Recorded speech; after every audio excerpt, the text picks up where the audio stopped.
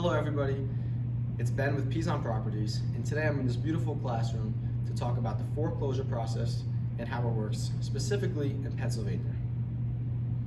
Generally, a foreclosure is a process by which a mortgage lender attempts to take back property after a borrower stops making payments to the lender.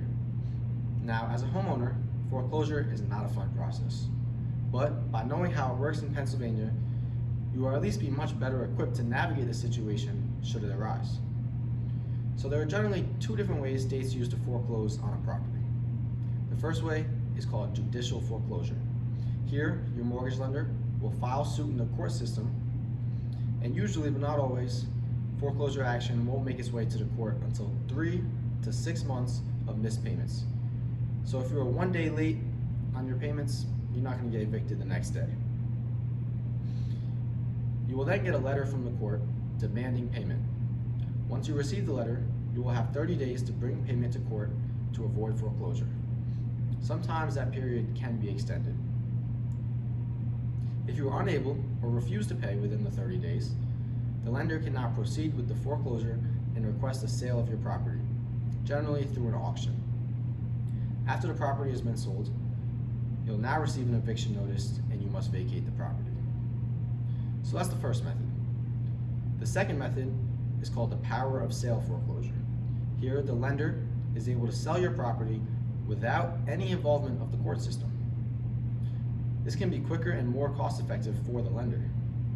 Here, a lender will provide notice of default to the borrower, stating the amount owed and the amount of time the borrower has to pay off the debt. If the borrower doesn't pay, the lender can now proceed with the sale of the property. Generally, power of sale is more advantageous for lenders and the opposite for borrowers, of course. So after the foreclosure auction, what happens next?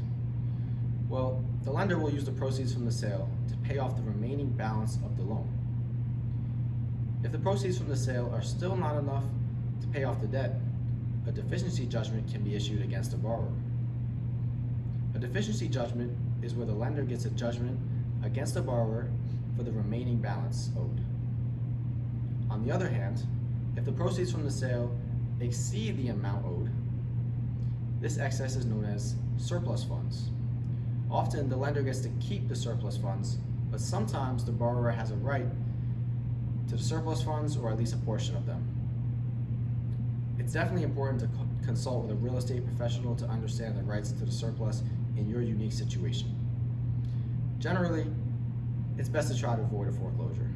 Instead, if possible, you should call up the bank to negotiate, or you could work with a reputable real estate firm like us at Pezon Properties to help you negotiate discounts off the amount owed to avoid the foreclosure.